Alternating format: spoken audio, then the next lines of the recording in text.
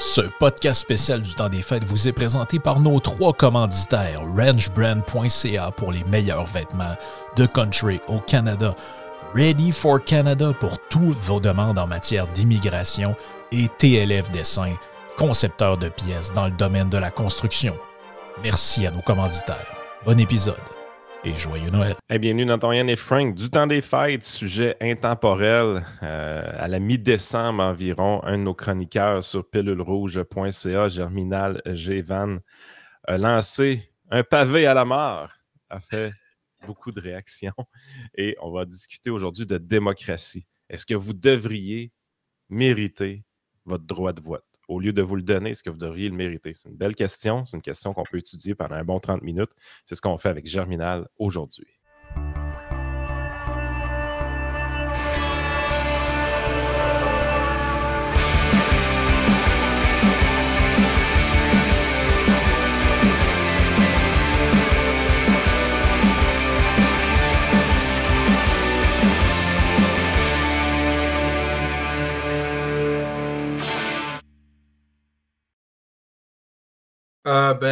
Merci de m'inviter sur la plateforme une nouvelle fois. C'est un plaisir de toujours venir ici et j'ai hâte qu'on débatte sur la question du mérite du droit de vote. Qu'est-ce qui t'a passé par la tête d'écrire cet article-là, dans le fond? Parce que c'est des sujets qui peuvent être assez controversés, généralement. Donc, faire apparaître à l'écran, Yann, pour oui, effectivement. pour les auditeurs. Ceux qui sont en vidéo, on va pouvoir voir l'article. Oh, faire apparaître, pas fermer Germinal. Apparaître un article. Donc, c'était cet article-là qu'originellement, tu as publié en anglais, mais bon, qu'on a fait une petite version traduite pour les gens. Puis je pense qu'il s'est passé en français exactement la même chose qui s'est passé quand tu l'as publié en anglais.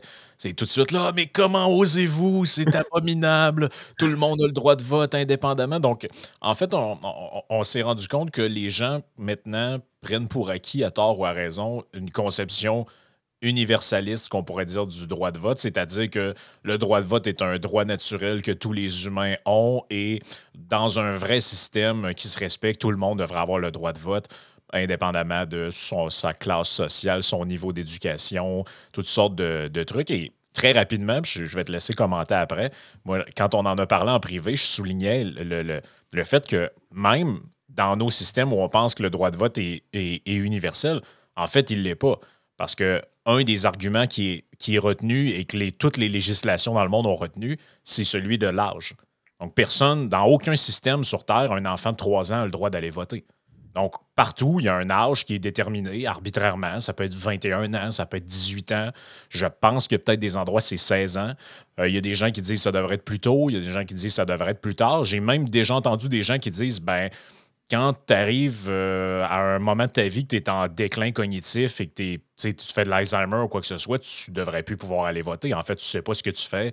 Des gens pourraient t'utiliser. Ça s'est déjà vu par le passé. On a vu les images de Jimmy Carter. On a vu les images de Jimmy Carter. On se demande si c'était vraiment raisonnable d'aller le faire voter la bouche ouverte presque sur une civière d'hôpital. Il y a quelque chose d'un peu gênant là-dedans. Fait que tout ça pour dire que l'argument de l'âge, en fait, on s'en rend pas compte, mais est une limitation au principe de l'universalité du droit de vote déjà en partant. Mais on l'a juste admis puis on l'a pris pour acquis. Toi, ce que tu dis, c'est on pourrait en mettre d'autres. Ouais. D'abord, le droit de vote n'est pas un droit négatif, c'est un droit positif. Un droit négatif, c'est un droit qu'on ne peut pas nous enlever. Le droit à la vie, le droit à la liberté, le droit à la propriété. Ça, ce sont des droits négatifs. Le droit de vote est un droit positif parce que c'est un droit qu'on donne. Et justement, il y a des limitations concernant ce droit. L'âge qui est l'un des facteurs principaux à ce droit-là. Moi, je pense même qu'en réalité, voter, c'est un privilège, ce n'est pas un droit. C'est un privilège parce que c'est quelque chose qu'on doit mériter. Parce que ce que les gens ne se rendent pas compte, c'est que dans les démocraties libérales, les démocraties occidentales, voter en réalité, ça crée ce qu'on appelle un free rider society. Je ne sais pas comment on le dit en français, mais ça fait que les membres les plus productifs de la société doivent soutenir ceux qui ne sont pas productifs. Ceux qui ne sont pas productifs sont généralement beaucoup plus nombreux que ceux qui sont productifs. Et c'est ça le problème. Et donc, vous dites aux gens, tout le monde peut voter, mais tu votes quoi? Quelles sont les conséquences, quelles sont les implications de ce que tu votes? C'est là où est le problème. Je ne dis pas que les gens n'ont pas le droit de voter, mais si tu veux voter, il y a un examen à prendre. C'est comme celui qui veut aller à l'université, il doit passer le bac. On ne se lève pas comme ça, on va à l'université parce que voilà, non. On doit te tester, on doit tester tes connaissances pour s'assurer que vous avez effectivement l'esprit critique qui permet de discerner. Moi, j'ai récemment postulé pour la nationalité américaine. Je vais bientôt passer le test de citizenship. Je ne me lève pas comme ça pour dire que je suis américain. Non. Il y a un test à passer et je vais le prendre. Question comme ça t'a pris. Ça fait combien de temps que tu as commencé les démarches pour ta citoyenneté américaine? Je l'ai commencé en octobre, là, il n'y a pas très longtemps. OK. Ouais, ça fait quand même plusieurs années que tu es aux États-Unis de ton côté. Oui, ça fait 14 ans maintenant. OK. Ouais, ça fait 14 ans. Après 14 ans, bon, je me dis... Bon, ça fait 14 ans que tu n'as pas le droit de vote aux États-Unis de ton côté. Oui, et puis de toute façon, même, voter ne m'a jamais inspiré. Je trouve pas que je pense pas que c'est pas un droit civique. C'est une rhétorique que les politiciens aiment utiliser parce que voter, ça amplifie le pouvoir de la classe politique. Ouais. Parce que si le droit de vote est un vote négatif, c'est-à-dire un vote qui est universel, qui est inaliénable, alors normalement, on doit être en mesure de voter sur le pourcentage de taxes qu'on nous donne. Mais on ne le fait pas.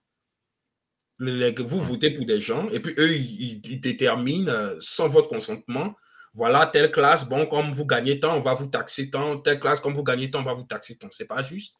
Normalement, on doit être... Juste peut-être pour expliquer aux gens qui n'ont peut-être pas saisi là, ce que tu as dit par rapport au droit positif, droit négatif. L'idée du droit négatif, c'est que c'est un droit que tous les humains ont indépendamment de n'importe quel critère. Exactement. Ce qui veut dire que, par exemple, vous partez en voyage, vous allez, on va dire, en Italie. Ben, les gens n'ont pas le droit de vous tuer, même si vous n'êtes pas italien. Parce que le droit à la vie est un droit fondamental. Par contre, vous n'avez pas le droit de vote en Italie. Parce que vous n'êtes pas citoyen italien. Vous n'avez pas, en fait, de voix au chapitre politique. Donc, ça, tout le monde considère ça raisonnable, je pense. C'est une nuance que Vincent Geloso, parce que Vincent, c'est quelque chose, dans les premiers trios économiques qu'il avait établi, il dit quand tu es un libéral, tu ne dis pas que tu as accordé le droit de vote aux femmes, par exemple. C'est une de ses phrases qu'il utilisait.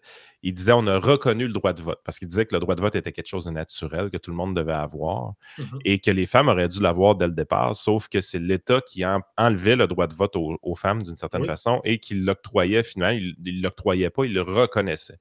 Il reconnaissait le droit de vote.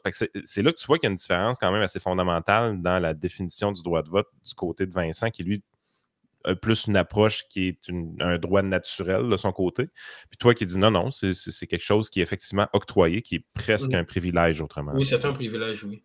Et donc, si on prend le cas des États-Unis, je pense même peut-être au Canada, c'était un peu la même chose, mais si on prend le cas des États-Unis, j'ai expliqué dans l'article que durant l'ère des pères fondateurs, qui était une république aristocratique, ceux qui avaient le droit de vote étaient généralement les riches, surtout les propriétaires terriens, ceux qui avaient le droit à la propriété. Pourquoi? Même si cela peut sembler être injuste, c'est parce que ce qu'il ne faut pas oublier, c'est que les gens qui sont propriétaires, ils ont un certain niveau d'éducation que les autres n'ont pas. Pourquoi? Parce que lorsque vous êtes propriétaire des actifs, lorsque vous avez un ensemble d'actifs, soit vous maintenez la valeur de vos actifs, soit vous l'augmentez. Mais afin de pouvoir augmenter la valeur de vos actifs, il y a une certaine éducation qu'il faut avoir. Et c'est ce que ces propriétaires terriens avaient. C'est pour ça qu'eux, ils avaient le droit de vote. Et j'avais écrit un livre il y a à peu près 2 ans qui s'appelle Pauvreté, inégalité et politique économique, où j'ai parlé justement de la redistribution de la richesse et pourquoi ça ne fonctionne pas. Il y a toujours ce politicien qui se lève très charismatique, qui dit « je vais redistribuer la richesse ».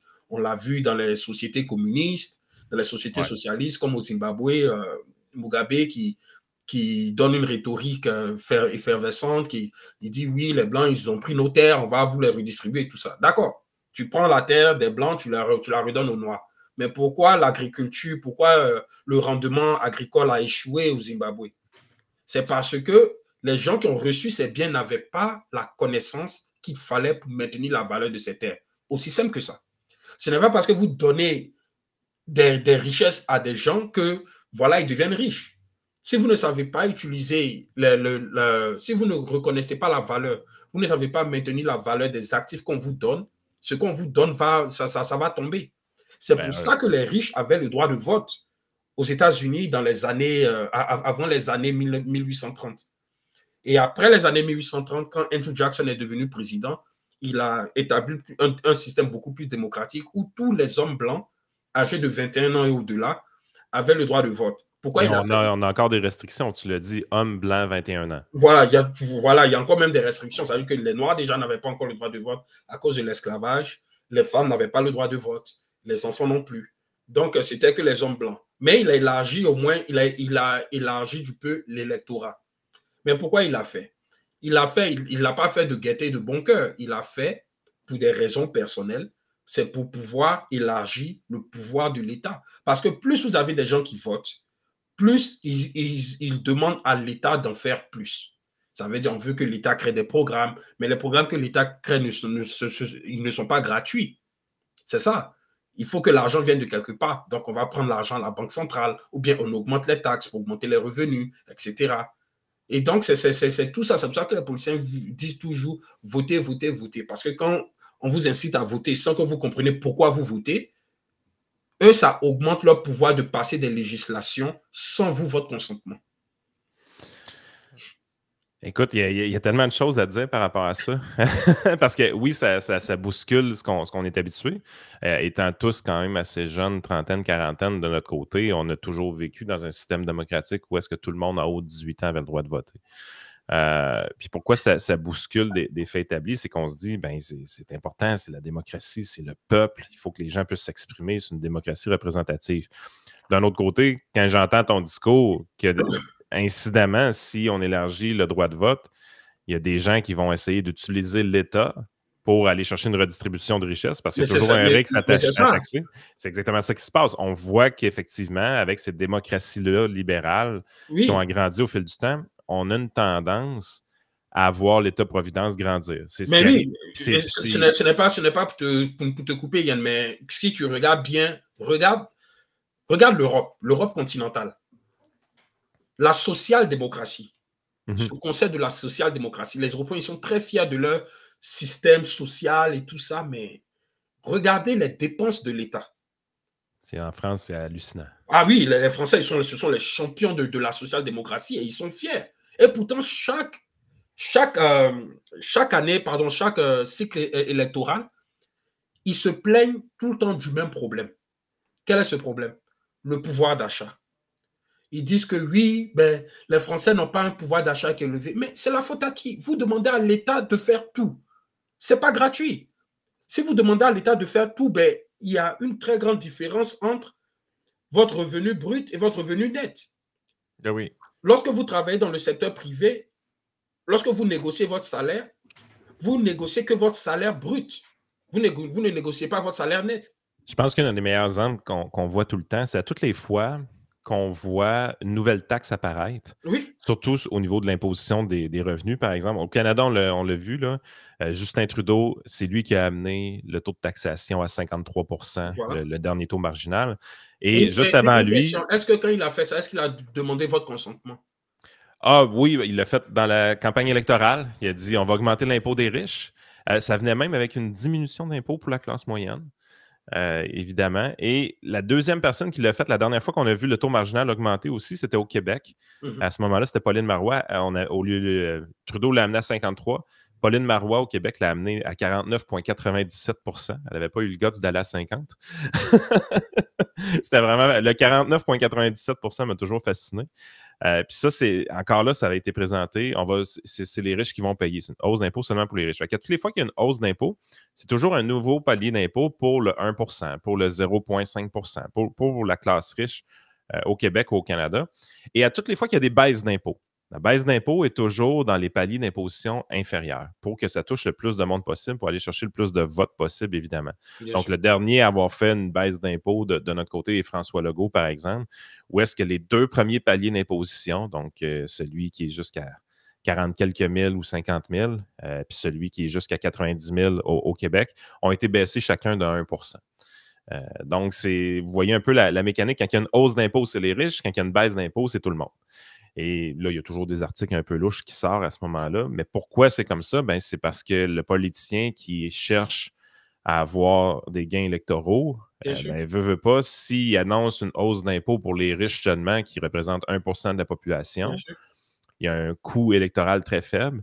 Et s'il annonce une baisse d'impôts seulement pour les riches, il n'y a aucun gain de son côté. Tandis que s'il annonce une baisse d'impôts qui touche Ouais. le plus de personnes possible, là, il y a beaucoup de gains électoraux de son côté. Mais ce qu'on dit, là, juste parenthèse, ce que tu es en train de dire par rapport à l'élargissement du droit de vote, c'est aussi un des arguments qui est repris par beaucoup de gens qui s'opposent à ce que d'aucuns appellent la démocratie directe, là.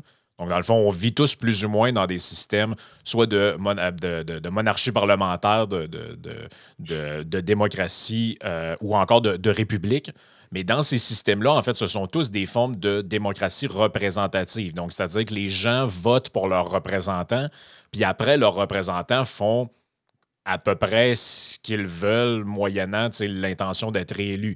Sauf que si vous êtes dans une démocratie directe où les gens peuvent faire des référendums d'initiative populaire, par exemple, qu'est-ce qui leur empêche de se mettre ensemble, de faire un référendum et de dire, par exemple, ben nous, on fait un référendum que le gouvernement, après, est obligé d'appliquer, vu que c'est une démocratie directe, et on exige que l'impôt de telle classe sociale soit monté de 3% pour financer des lunchs dans des écoles ou je ne sais pas trop quoi. Et après ça, ben, c'est fait. C'est ça le principe de la démocratie directe. C'est l'idée que n'importe qui, maintenant, moyennant leur niveau d'éducation, peu importe qu'ils connaissent quoi que ce soit, ont maintenant une voie directe à décider des actions qui seront prises, souvent des actions qui ne les concernent pas, mais concernent un autre groupe. Parce que ce qu'on est en train de parler, c'est ce que les Grecs appelaient le vote censitaire. Donc, le vote censitaire, c'est quoi? C'est eux mettaient ça à la propriété. La condition était la propriété, la citoyenneté. Bon, il y avait plusieurs conditions, mais une version plus contemporaine de ça, qui a déjà été pensée par plusieurs personnes, c'était l'idée de dire que si, en fait, ton vote devrait être conditionnel à ta contribution à la société. C'est-à-dire, si, tu sais, par exemple, au Québec, il y a quoi, 40% des gens qui payent aucun impôt en réalité, ben, il n'est pas moral. Parce que les gens voient ça en termes de moralité. Hey, c'est pas moral d'enlever le droit de vote aux gens, OK? Mais est-ce que vous pensez qu'il est moral que des gens qui ne contribuent rien de manière nette décident quel pourcentage d'argent on va prendre aux autres? Pour le prendre pour eux, en fait. Ouais. Donc, c'est un peu ce que Yann, dans le dernier trio qu'on a fait avec Vincent, c'est un peu ce que Miguet disait aussi, Jean-Luc Miguet, quand il disait, ben vous avez des gens des politiciens qui essayent de plaire à des gens qui, eux, dans le fond, vont décider qu'ils veulent se faire payer par une minorité des soins de santé, une éducation gratuite, etc. Mais c'est quoi le fondement moral de ça? Il n'y en a aucun, en fait, là. Oui, et en plus de ça, même, je voudrais ajouter que ce que la classe moyenne ne réalise pas en général avec l'idée de l'impôt, lorsqu'on utilise l'impôt comme outil de redistribution, c'est que les riches ont les outils pour ne pas payer d'impôts. Parce que la fortune des riches n'est pas directement corrélée à leur salaire, mais elle est corrélée à leurs actifs. Tu ne vas pas payer l'impôt sur un actif que tu n'as pas vendu.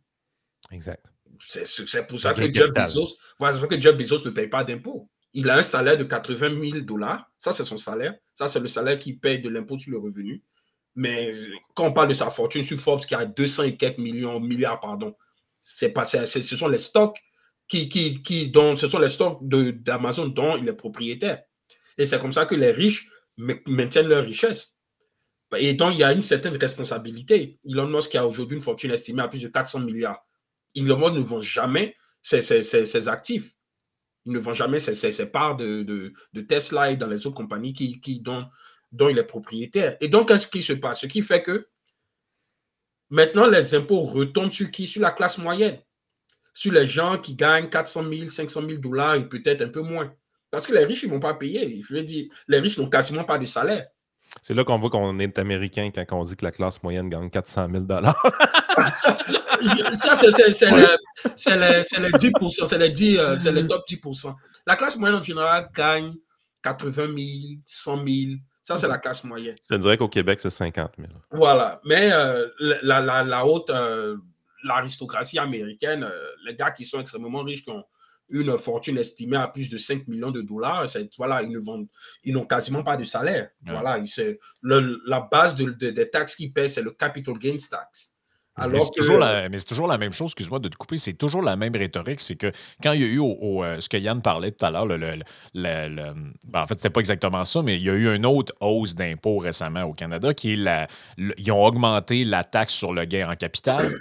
Et c'était, encore une fois, en nous disant les ultra-riches vont payer. Puis là, les gens ont toujours l'image de, justement, Bezos ou, je ne sais pas, moi, Bill Gates ou des gens, en fait, il n'y a même pas de Canadiens à ce niveau-là. Mais de toute façon, c'est à ces gens-là qu'on pense. Et là, on commence à avoir des reportages. Ah, cette famille qui avait acheté un bloc appartement à Montréal, qui misait là-dessus pour sa retraite, vont vendre ça 700 000, peut-être 800 000 $. Ah, eux viennent se faire manger un montant là-dessus. Mais en réalité, cet actif-là vaut quelque chose parce qu'il y a eu une hausse de la valeur de l'immobilier, mais ils n'ont pas cet argent-là. Eux, c'est pas des riches, ces gens-là. Ils sont virtuellement riches parce que, entre guillemets, riches parce qu'ils ont un actif qui vaut quelque chose, mais ils n'ont pas un compte de banque rempli d'argent qui peuvent payer le gouvernement. La rentrée d'argent est conditionnelle à ce qu'ils liquident le bloc, qu'ils vendent le bloc. Mais là après, c'est leur retraite. Là. C'est ça, exactement. Et c'est ce que, justement, les gens de la classe moyenne, de la classe ouvrière ne comprennent pas, que c'est eux qui finissent par payer le plus d'impôts que par rapport aux autres. Et donc, c'est pour ça que l'impôt progressif sur le revenu, en réalité, c'est une farce. C'est ce que les gens ne comprennent pas. Et donc, c'est pour ça que moi, je suis de l'école, comment on dit ça en français? Proprietarian. Je suis plus de l'école de la propriété qui conditionne. Là, mais j'ai été même gentil dans l'article en disant qu'il est mieux de donner un test d'aptitude comme ça, lui qui a vraiment envie de voter, peu importe sa condition économique, peut le faire. Normalement, moi personnellement, je voulais même dire que si tu n'as pas d'actifs, il ne faut même pas y penser parce que être propriétaire d'actifs, en réalité, ça ressort en fait ton sens de la responsabilité. Pourquoi? Parce que lorsque, et c'est là où est la beauté de la propriété privée. Lorsque vous êtes propriétaire, lorsque ce que vous avez, vous en êtes le propriétaire, vous y prenez soin. Parce que vous connaissez la valeur de cette chose dont vous êtes propriétaire. Vous connaissez l'effort que vous avez mis dans cette chose pour accroître sa valeur. Mais lorsque tout appartient à un collectif, personne n'est responsable. C'est pour ça que le communisme et le socialisme ne fonctionnent pas. Personne n'est responsable parce que ça ne vous appartient pas. Pourquoi tu vas être responsable de quelque chose qui ne t'appartient pas personnellement? Par exemple, vous, votre podcast, est-ce que le gouvernement canadien peut manager votre podcast mieux que vous? Bien sûr que non. En fait, ça a été testé, ça, Germinal. On a des gens chez Statistique Canada qui ont décollé un podcast de leur côté. Ils ont créé 22 épisodes pour la modique somme de 900 000 $ avec 5 employés à temps plein. Oh, wow. Et ils ont en moyenne 200 écoutes environ par épisode. Oh, wow. Incroyable. Mais tu sais, c'est une vraie. Pour vrai, ce que tu dis par rapport à la propriété, c'est une vraie réflexion, je pense, qui mérite d'être faite parce que, honnêtement, à part l'habitude, je ne vois pas quel argument. Il y en a des arguments. Non, mais laisse-moi finir. Excluons l'idée de retirer le droit, puis prenons plutôt l'idée de donner le droit. OK? Prenons ça comme ça. Admettons que Germinal dit, moi, j'aime ça le Québec, je suis venu quelques fois, j'aimerais avoir un pied à terre au Québec. Okay? Il n'a pas sa citoyenneté canadienne. Par contre, il achète un condo à Québec d'une valeur de 338 000 $. J'en ai un devant mes yeux. Tu vas payer chaque année, Germinal, 2 683 $ de taxes municipales. Tu vas payer 203 $ de taxes scolaires et tu vas payer 3 302 $ de taxes de bienvenue. Donc, c'est toujours intéressé de venir, Germinal? Ben, c'est ça. Cette taxe, je ne suis pas sûr. Hein? mais vous comprenez qu'il y a une contribution à la société qui est substantielle, même si le gars il vient ici quelques semaines par année, n'utilise pas les soins de santé, n'envoie pas ses enfants à l'école, mais il est propriétaire et contribue à la société. Pourquoi cette contribution-là ne lui donne pas le droit de s'exprimer politiquement? Voilà, tu fais mon point. C'est pour ça que, justement, moi, j'ai toujours été en faveur de ce système qui avait été instauré ici aux États-Unis avant. Le système c'est-à-dire ton droit de vote est conditionné au droit à la propriété parce que lorsque tu as la propriété, tu es responsable. Ça te force à être responsable. Puis ton vrai exemple de toi aux États-Unis qui est ici depuis 14 ans, autrement dit, tu es dans la région de Chicago. je veux dire, tu es un contributeur pour les Américains, dans le sens que tu as maintenant ta maison d'édition, tu as ton entreprise, tu publies tes livres, tu t'occupes de différents travaux également, mais je veux dire, tu paies des impôts. Oui. Tu es un contributeur pour la société Oui. et tu n'as pas le droit de vote parce que tu n'as pas encore ta citoyenneté. Fait que jusqu'à quel point que c'est correct, d'une certaine façon. Voilà. Je pense qu'on pourrait avoir des contre-arguments parce que moi, le bout de la redistribution de la richesse et du fait que si tu votes, si tu as le droit de vote et que tu n'es pas un contributeur, tu vas aimer beaucoup la redistribution de la richesse. Tu vas demander au gouvernement. Ce bout-là, je le comprends bien. Mais évidemment, sur toutes sortes de questions sociales, par exemple, aux États-Unis, on parle souvent de droit à l'avortement ou on va parler de marijuana ou peu importe. Ça n'a absolument aucun lien avec l'impôt et ainsi de suite. En quoi est-ce qu'une personne qui ne contribue pas à la société ne devrait pas avoir le droit de vote sur ces enjeux-là? Je pense que c'est là que le bas blesse un peu. Je pense que sur les questions fiscales, l'argument tient quand même bien la route. Mm-hmm. Mais sur les questions autres que la fiscalité, j'ai un peu plus de difficulté à le comprendre parce que là, on tombe sur des questions plus sociales. Puis, je rajouterais peut-être un point, Yann, parce que je pensais aussi aux arguments possibles, comme toi, contre ce que dit, entre guillemets, Germinal. Je pense qu'un deuxième argument qu'on pourrait amener, c'est on pourrait corriger l'élément qui est apporté de l'injustice fiscale ou quoi que ce soit en supprimant l'impôt progressif puis en instaurant une flat tax. Merci. Dans un contexte où il y a une flat tax, en fait, tout le monde contribue.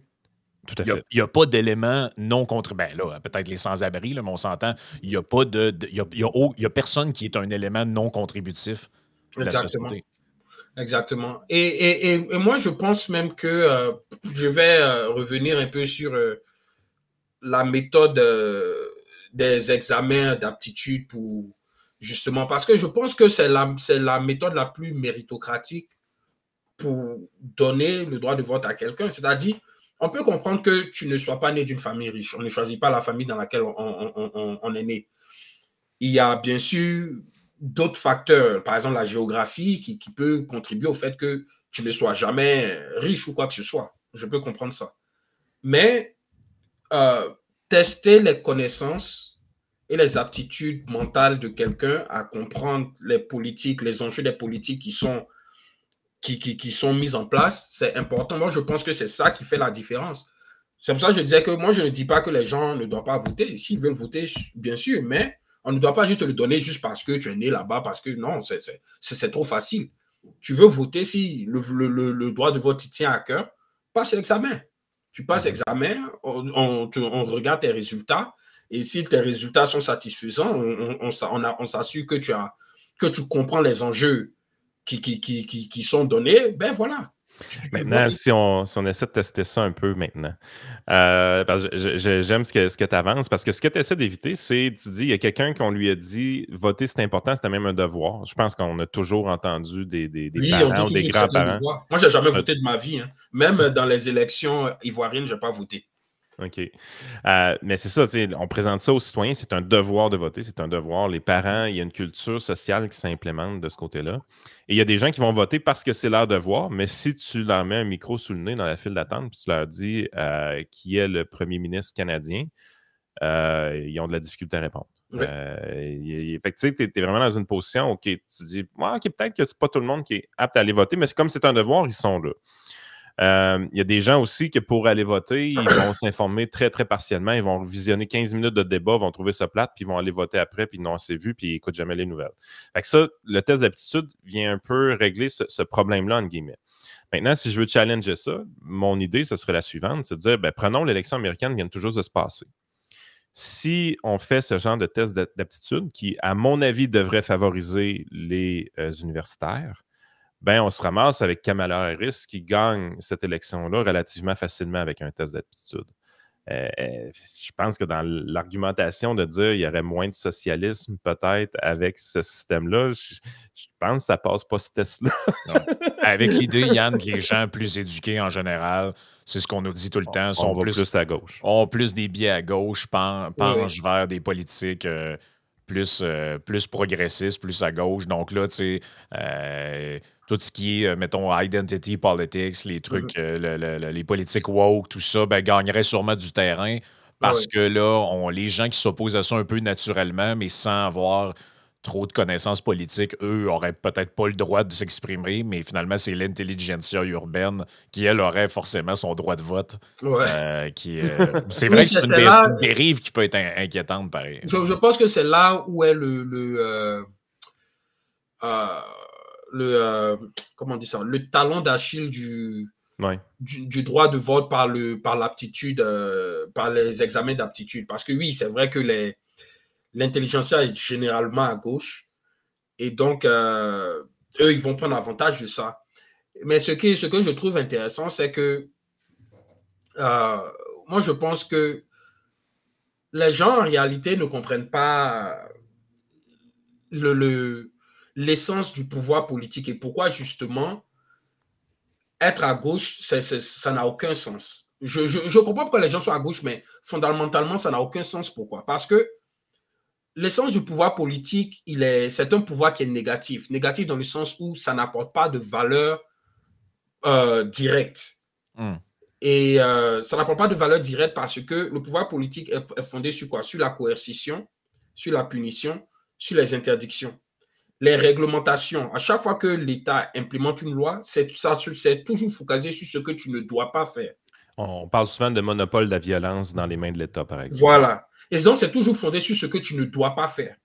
Quand vous regardez, par exemple, même le droit en général, les avocats, c'est toujours... Pourquoi les avocats deviennent des politiciens? Parce que le droit, généralement, se focalise sur ce que les gens ne doivent pas faire ou ne peuvent pas faire.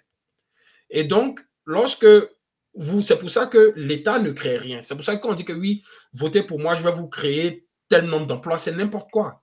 L'État ne crée pas d'emplois parce que l'État se focalise sur les interdictions, sur ce que le citoyen n'a pas le droit de faire.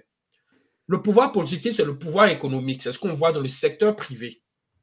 C'est là où vous créez une entreprise, vous créez des emplois, vous créez plein de trucs qui produisent de la valeur pour la société en général. Et donc, quand les gens se mettent à gauche pour dire que oui, l'État va faire ça pour nous, ça n'a aucun sens. La seule fois ou la seule partie où l'État est effectif, c'est sur les questions de sécurité et de défense. Parce que justement, on se focalise sur ce qu'on ne doit pas faire. Parce que si tu fais ce que tu ne dois pas faire, ben on va utiliser la violence pour te recadrer. Et c'est là où l'État est justement efficace dans son domaine. Mais lorsqu'il s'agit de créer de la richesse, créer de la valeur, d'améliorer la condition de vie des gens, l'État ne l'a jamais fait. C'est pour ça que je reviens encore sur le point que c'est pour ça que l'État ne peut pas redistribuer les richesses. Ça n'a aucun sens. Quelqu'un qui comprend comment l'État fonctionne, quelqu'un qui comprend l'essence l'essence du pouvoir politique ne peut pas voter à gauche. Ça n'a aucun sens parce que c'est un pouvoir négatif. C'est pour ça qu'on veut que l'État soit limité fondamentalement. C'est pour ça que les fondateurs des États-Unis, si vous regardez la Constitution américaine, ils ont créé un gouvernement limité parce qu'on dit que l'État, comme l'État a un pouvoir négatif, on ne doit pas lui donner trop de pouvoir. Sinon, il va s'étendre et il va prendre les droits des gens. On ne peut pas avoir plus d'État et plus de liberté en même temps. Ça n'a aucun sens. Les deux ne peuvent pas coexister. Mais c'est pour ça que Alexis Tocqueville, dans La démocratie en Amérique, parle beaucoup de l'importance justement des contre-pouvoirs. Exactement. Ce que j'aime de honnêtement, je ne sais pas ce que je pense en définitive de ce débat-là, parce que c'est comme tout débat philosophique, c'est comme la peine de mort, il y a des arguments pour et des arguments contre, puis tu fais une liste, puis tu te dis, ouais, je penche peut-être à 60% d'un côté, 40% de l'autre. Une journée, tu vas penser un truc, le lendemain, tu vas peut-être changer d'idée en fonction des événements qui sont devant toi. C'est qui disait que le meilleur moyen de se décourager de la démocratie, c'était de discuter avec l'électeur moyen? Ouais, c'était Churchill. En tout cas, c'était une phrase qu'on lui prête. Mais ce que j'aime de ce qui est soulevé par ton débat, c'est que ça nous montre à quel point on a réduit la démocratie dans notre compréhension au simple fait de voter. Oui. Et dans des pays comme les nôtres, une fois aux 4 ans, 5 ans, dépendamment des juridictions, tu vas mettre ton bulletin dans l'urne et tu t'en vas et tu te dis, ben, j'ai fait mon devoir, j'ai voté. Or, la démocratie, oui, c'est l'acte de voter. Mais ce n'est pas limité qu'à ça.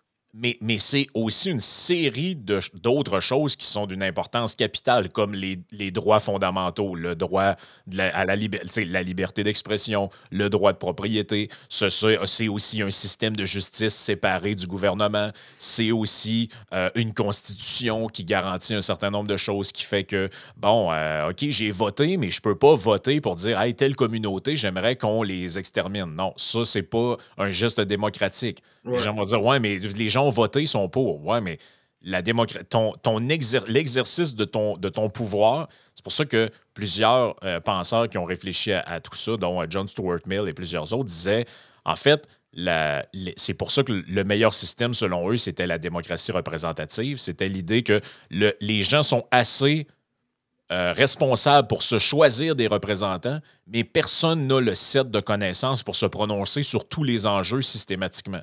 Donc, tu dois déléguer ce pouvoir-là à des gens qui, eux, bon, ça puisse... Cette délégation-là, je pense que les gens ne la comprennent pas. Quand on parle de démocratie représentative, que quand tu as voté, ce que tu as fait, c'est que tu as simplement élu quelqu'un qui allait te représenter. Tu as délégué le pouvoir de décider à quelqu'un d'autre.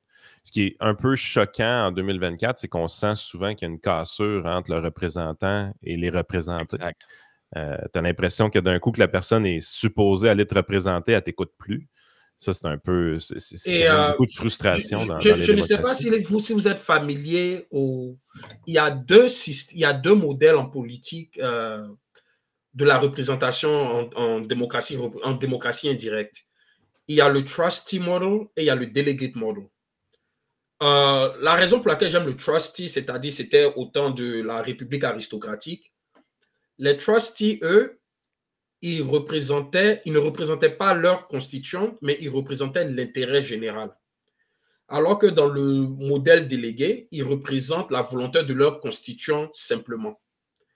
Et donc, ce qui fait que dans le trustee model, le représentant, souvent, il pouvait aller contre la volonté de sa constitution si ça ne représentait pas la volonté générale de tout le peuple. Alors que dans le delegate model, même si ça va contre la volonté générale, il va dire, ah, mais c'est ma constitution, c'est eux qui m'ont voté, donc je ne peux faire que ce qu'eux me demandent.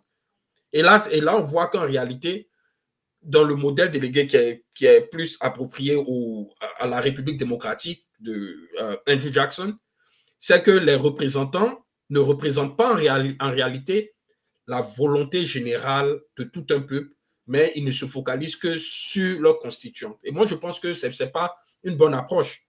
On veut représenter tout le peuple. C'est pour ça que j'aime le trustee model, c'est pour ça que j'aime beaucoup la République aristocratique des États-Unis dans l'ancien temps. Parce que, oui, ça peut sembler être excluant, mais je pense que leur exclusivité, en réalité, englobait plutôt la volonté générale de toute la société.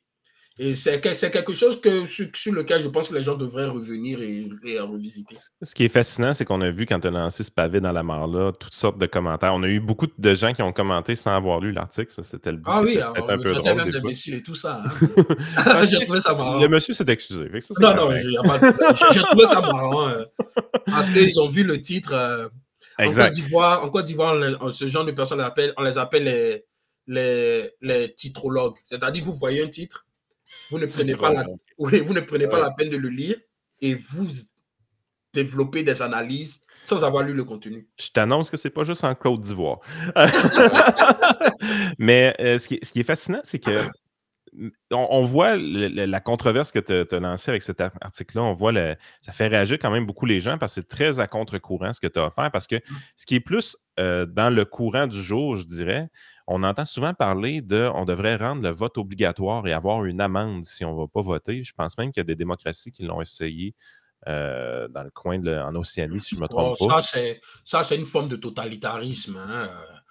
Pourquoi vous allez rendre le droit de vote obligatoire et même foutre une amende à quelqu'un parce qu'il ne veut pas... Le gars, il ne comprend pas pourquoi il vote. Pourquoi tu lui donnes une amende? Ah, je suis d'accord avec toi. Je suis totalement d'accord avec toi. Mais oui, tout ça, c'est juste pour étendre leur pouvoir. Comme je dis, plus vous élargissez la base électorale, plus l'État s'amplifie. Et c'est comme ça. Et c'est ça la source de la politique identitaire. C'est-à-dire, on prend l'individu et on le coupe. C'est comme si on prend l'individu, on le coupe en tranches d'orange. Vous voyez, il est blanc, il est hétérosexuel, il est ceci, il est cela. Et donc, chaque partie qu'on coupe représente un vote en soi. Et c'est ça. C'est pour ça que la politique identitaire a pris de l'ampleur dans nos sociétés aujourd'hui.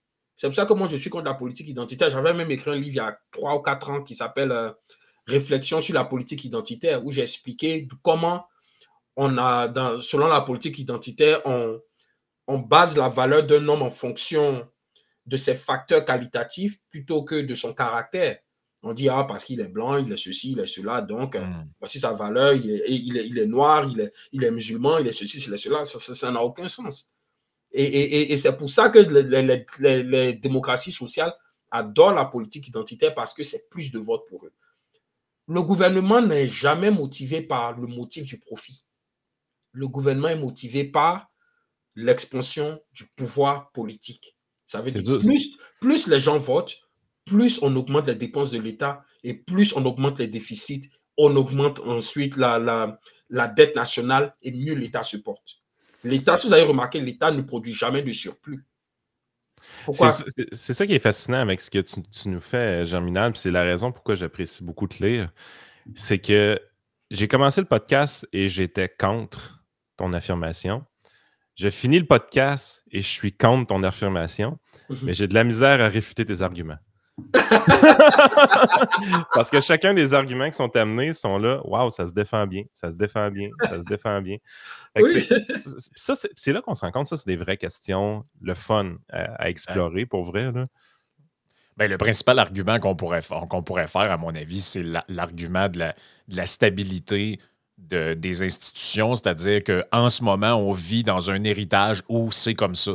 Donc, tu sais, arriver et dire on va retirer maintenant votre droit de vote, là, il n'est plus acquis. Vous allez devoir venir passer un examen. Ça peut brasser. Tu peux créer des problèmes sociaux très graves. Ah oui, ça va créer des émeutes. Ah oui. Ben, c'est ça.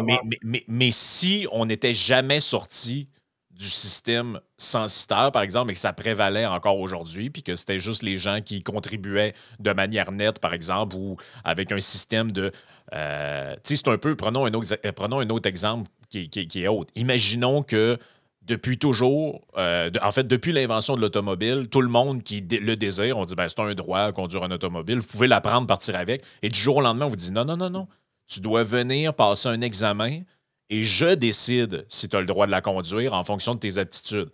Ben là, si ça n'a jamais été implémenté, il va y avoir un méchant problème. Là. Ah oui, mais c'est sûr que vous allez créer un problème. Fait que ça peut être souhaitable en soi, mais ça peut être problématique de l'implanter. Mais c'est justement ça le fond de tout mon argument, c'est que la classe politique a réussi. Vous savez, le cerveau humain, il est malléable, hein, peu importe l'âge. Et c'est ce que la classe politique a réussi à faire. C'est de faire croire aux gens que voter est un droit fondamental. Lorsque vous répétez un mensonge plusieurs fois, il devient une vérité. Hitler l'a fait. Il disait la race aryenne, on est là pour 1000 ans, on va faire ceci. Les gars ont cru, hein. Ils sont allés dans l'abysse. Ils sont allés dans l'abîme, pardon. C'est la même chose. Ça n'a aucune différence. Lorsque vous répétez un mensonge plusieurs fois, il devient une vérité. Lorsque vous faites croire aux gens, surtout sur une très longue période, que voter, c'est un droit qui est inaliénable, que c'est fondamental, que c'est un devoir civique, c'est un devoir même moral, que vous devez le faire pour le bien de la démocratie, que vous sauvez la démocratie. Ben, les gars, ils finissent par croire. Et en plus de ça, on leur inculque cela de génération en génération. Donc, si moi je dis non, on va instaurer un examen d'aptitude. Ah non, les gars, ils vont me tirer dessus. Ah oui, ils vont me shooter, hein, ça c'est clair. Mais si par contre, l'examen avait été inclus dès le départ, lorsque l'État se formait et qu'on voulait trouver un système démocratique un peu plus représentatif, qu'on avait instauré cela, les gens s'y seraient habitués. C'est juste une question d'habitude. Et l'être humain n'aime pas. L'être humain veut des réformes, mais ne veut pas de réformes brutales. C'est ça, au fait. Donc, c'est pour ça que, oui, je l'ai proposé. Je savais que ça allait faire du bruit. C'est important de tirer un peu les gens de leur confort. Mais voilà, c'est pour faire réfléchir parce que c'est des vraies réflexions, là. Oui, moi, je pense que la méthode des examens d'aptitude est, franchement, c'est mon avis, hein, je pense que c'est la méthode la plus méritocratique parce que ça n'empêche personne d'aller voter. Mais si tu veux voter, voici la condition. Puis ce qui est drôle aussi dans tout ça, c'est qu'on se met toujours un peu à soi-même. Parce que si vous écoutez des conversations de souper, vous avez toujours entendu quelqu'un dire « Ouais, dire qu'ils ont le droit de vote, ce monde-là. » Tu vois quelque chose de vraiment niaiseux qui n'a même pas rapport avec la politique, puis tu te dis ouais, imagine-toi, ces gens-là, ils ont le droit de vote. Qu'est-ce que tu veux qu'on fasse? Puis ça, si vous n'avez jamais entendu personne dire ça, c'est que vous avez des drôles d'amis. C'est quelque chose qu'on pense tous un peu à l'intérieur de nous-mêmes. Oui. C'est un peu comme Frank qui dit, on a plusieurs voix dans notre tête, puis on n'est pas schizophrène, là, mais on a vraiment plusieurs voix. Puis il y en a une à quelque part qui nous dit ouais, ces gens-là, ils ont le même droit de vote que toi. C'est la raison. Mais c'est ça, c'est la raison pour laquelle les dilemmes moraux et les questions philosophiques comme ça perdurent aussi longtemps dans le temps. Ben oui. C'est que c'est très difficile de se faire une opinion blanc ou noir si on est toujours dans le gris. T'sais, je te disais au début, c'est un peu comme la peine de mort. T'sais. Tout le monde, là, tu te dis, ouais, est-ce que des meurtriers en série qui sont irrécupérables, coûtent extrêmement cher à mettre en prison pendant toute leur vie? S'ils sortent, ils peuvent, des récidivistes. Il me semble que pour toutes sortes de raisons, ce serait mieux d'en finir avec eux autres. Puis là, après ça, tu te dis, ouais, d'un autre côté, est-ce que j'ai le goût de donner à l'État le pouvoir de tuer des gens? Ouais, pas tant que ça non plus. T'sais. Donc là, t'as une série de principes différents dans ta tête qui font des collisions. Et là, ben, tu essaies de te faire un peu une tête là-dessus, mais les gens qui prétendent avoir des positions très, très définitives sur des dilemmes moraux, en général, ils n'ont pas réfléchi tant que ça. Parce que si tu y réfléchis, pour prendre l'avortement aussi, c'est la même chose. Là. Si ben, plus tu y réfléchis, en fait, plus tu y réfléchis, plus tu deviens confus dans ta réponse définitive. C'est ça, exactement. Exact. Par exemple, le droit à l'avortement est un droit, par exemple, aux États-Unis où les gens n'ont jamais voté. Ça a été décidé par 9 juges dans leur robe noire à la Cour suprême. 9 hommes, qui ont décidé unilatéralement que l'avortement serait un droit. Il n'y a jamais eu un référendum. On n'a jamais demandé aux Américains. Qu'est-ce que vous en pensez? C'est pour ça que le droit à l'avortement est une question tumultueuse et qui restera tumultueuse. Et donc, voilà, pourtant, on dit que le droit de vote est un droit sacré, mais pourquoi vous ne donnez, si c'est sacré, pourquoi vous ne demandez pas aux Américains ce qu'ils en pensent? Écoute, Germinal, c'est super intéressant. Les gens peuvent te lire maintenant d'une manière assez périodique sur Pilule Rouge. Comment tu trouves ça, te lire en français? Vive la technologie!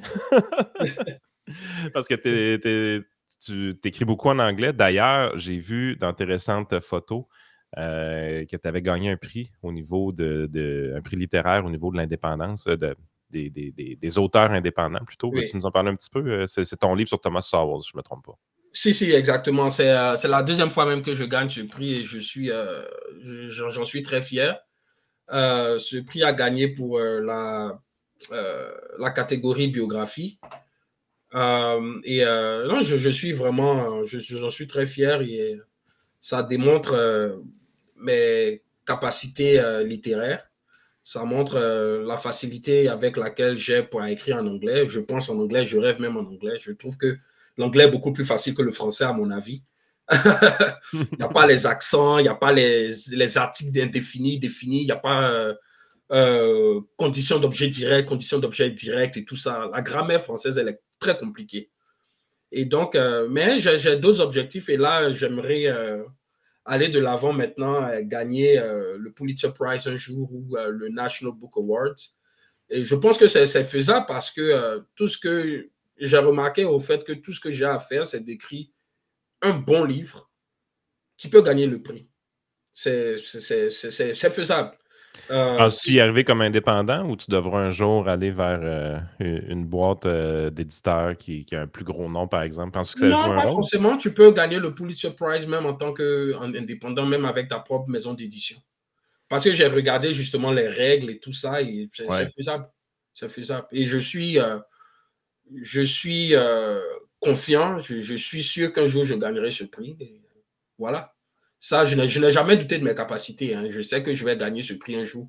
Je dois juste. Le seul problème avec le Pulitzer Prize, ça, je l'ai même dit à un de mes amis. La seule raison pour laquelle je ne vais jamais gagner ce prix, ce n'est pas à cause de mes de mes talents littéraires, je sais que je les ai, et ce n'est pas pour me vanter, mais je sais que j'écris bien. C'est juste à cause de mes positions politiques. Le Pulitzer Prize, ils sont plus ou moins à gauche. Mais si on met le côté politique à part, je sais que je gagne. Mais ça, si tu dis... ça, je n'ai jamais douté. Ouais. Mais si tu dis que tu t'identifies comme femme, peut-être que tu pourrais le gagner. peut-être que la seule façon pour moi de gagner le Pulitzer Prize, c'est d'écrire peut-être un livre de fiction. Voilà, là, ça peut, comme c'est de la fiction. Et il y a même un livre de fiction sur lequel j'ai commencé à travailler. Ça s'appelle The Rule of the Old Dominion. C'est-à-dire, c'est le gouverneur de la Virginie, au fait. Et c'est un politicien machiavélique qui a réussi à établir une dictature en Virginie sans être gouverneur. Il l'a fait en étant Attorney General. Et donc, dans ce livre, ce que je démontre, au fait, c'est comment on acquérit le pouvoir et comment on le consolide. Comment on acquérit, comment on le consolide. Ça peut ressembler un peu à ce qui se passe au Brésil, tranquillement, pas vite. Il y a quand même un juge au Brésil qui prend beaucoup de place, tranquillement, pas vite. Oui, c'est ça. Et c'est un peu comme House of Cards, mais ça va encore plus en profondeur. Et l'un de mes objectifs avec ce livre, c'est de l'adapter un jour à la télévision. Et donc, voilà, mais le livre sortira bientôt, hein, le premier volume. Et donc, dans le premier volume, là, ça parle bien sûr de ce gars qui est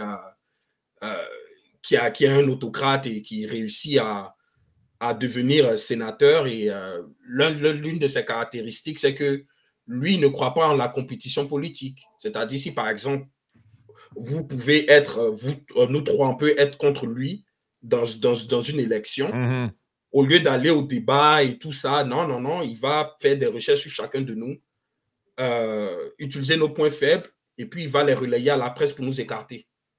S'il n'a pas, par exemple, s'il n'a pas de quoi t'écarter, ben, il va créer un scénario pour t'envoyer en prison, un truc comme ça. Ouais. Je pense que ça va être bon de peut-être te recevoir quand tu vas le sortir de ce livre-là. Donc, j'ai écrit ce volume, j'ai écrit ce livre plus ou moins plutôt comme une biographie, plutôt qu'un roman. Et donc, c'est une biographie fictive, au fait, de ce personnage-là.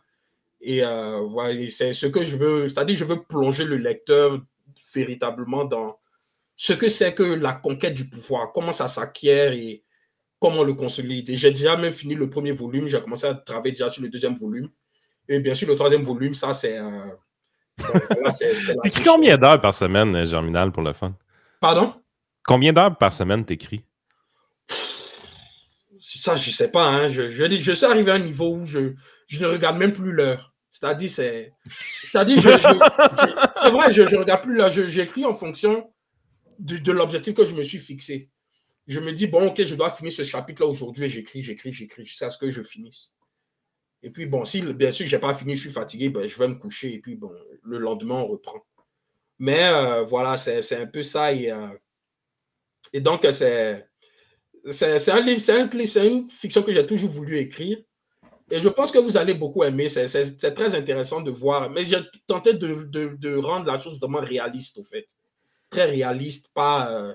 c'est-à-dire, oui, c'est une fiction, les personnages sont fictifs, mais c'est-à-dire la corruption, comment il utilise les gens, comment il sait manipuler les émotions, comment il écoute, il ne se dévoile jamais.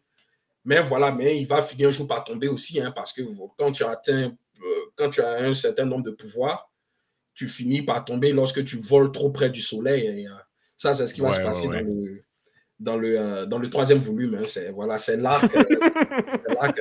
C'est la fin de la trilogie. Voilà, c'est la fin de la trilogie comme d'habitude. Mais le deuxième volume, ça, je pense que moi, j'ai toujours aimé les parties où on parle de la consolidation du pouvoir, parce que quelqu'un qui est capable de consolider le pouvoir, c'est quelqu'un qu'il faut respecter. C'est quelqu'un qui utilise son génie pour se maintenir, parce que quand tu consolides le pouvoir, il y a plein de gens qui sont contre toi, donc tu deviens parano et donc tu dois toujours être en train de développer des stratégies pour te maintenir. Donc, c'est ce que je fais dans le deuxième volume. Wow. On a bien hâte de savoir la suite. Ça va me donne le goût de lire le livre. Là. Non, ça va être un très bon livre. Ça va être intéressant. Un énorme merci, Germinal, d'avoir été là. Puis, merci à vous. On espère que les gens ont aimé ces petites conversations-là sur un dilemme moral, politique, philosophique. C'est toujours vraiment intéressant d'avoir ce genre de conversation-là. Ouais, merci beaucoup, les gars. J'apprécie énormément. Merci.